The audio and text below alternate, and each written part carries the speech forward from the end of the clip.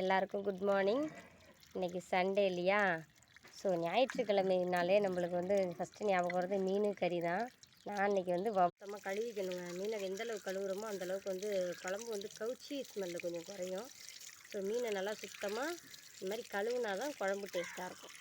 கிராமங்கள்லாம் இப்படி தாங்க, கல்லில் போட்டு நல்லா மீனை உரசி தேய்ச்சி கழுவி சுத்தமாக குழம்பு வைப்போம். பாருங்கள், நல்லா இப்போ வெள்ளையாக பிச்சு மீன் கழுவும் போதே இந்த கருவேப்பிலையும் நல்லா கழுவிடுவாங்க.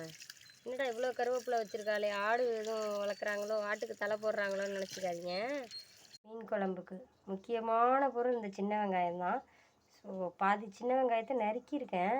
சில வெங்காயத்தை முழுசாகவே போட்டுப்பேன். ஏன்னா இது ஒரு சுத்தமான கடலை எண்ணெய். நான் நல்லெண்ணெய் இன்றைக்கி யூஸ் பண்ணலை, ஏன்னா கிளைமேட் சரியில்லை. ஸோ ஓவர் கூலிங் வேண்டாம் அப்படிங்கிறதுனால இன்றைக்கி மீன் குழம்புக்கு நல்லெண்ணெய் யூஸ் பண்ணல. வீட்டில் மீன் குழம்புக்கு எண்ணெய் கடாயில் நான் ஊற்றிருக்கேன், கடலெண்ணெய் ஊற்றிருக்கேன். அடுத்தது வெந்தயம். கடுகு நாங்கள் யூஸ் பண்ண மாட்டோம், சில பேர் கடுகு போடுறாங்க. வெந்தயம் நல்லா பொரிஞ்சோன்னே சின்ன வெங்காயம் போட்டிருக்கேன். சின்ன வெங்காயத்தை கொஞ்சம் நல்லாவே வதக்கலாம். ஆனால் அதுக்காக பிரியாணிக்கு வதக்கிறது மாதிரி ரொம்ப மொறுமொறுன்னு வறுக்காமல் வெங்காயம் ஒரு வதக்குனோடனே பச்சை மிளகாயும் போட்டுடணும். பச்சை மிளகாயும் இந்த எண்ணெயில் கொஞ்சம் நல்லா வதங்கினுச்சுனாக்கா குழம்புக்கு நல்லாயிருக்கும், வாசமாகவும் இருக்கும் குழம்பு. பூண்டு சில பேர் போடுவாங்க, ஆனால் நான் பூண்டு போடுறது இல்லைங்க. ஒரு தடவை பூண்டு போட்டு தான் வச்சு பார்த்தேன். பட் மீன் குழம்போட அந்த ஒரு வாசம் இல்லாத மாதிரி எனக்கு ஃபீல் ஆனது. தக்காளி பழம் வதங்குறப்பே கொஞ்சம் கல்லுப்பு போட்டிருக்கேன். கொஞ்சம் நல்லா கூலாக வதங்கிடும் தக்காளி பழங்கிறதுனால. தக்காளி பழம்லாம் நல்லா வதங்கிருச்சு. இப்போ புளி கரைச்சி ஊற்றிக்கலாம். புளி கரைச்சி ஊற்றியாச்சு. அடுத்து மஞ்சத்தூள் போட்டுக்கிட்டு வீட்டில் அரைச்ச குழம்புத்தூள். இது குழம்ப கூட்டி அடுப்பில் வச்சுட்டேங்க. அடுத்தது கருவேப்பிலை. இந்த கருவேப்பிலையை நான் என்றைக்குமே உருவியே போட மாட்டேன். வீடியோக்காகலாம் சொல்லலை, உண்மையிலே நான் உருவி போட்டது கிடையாது.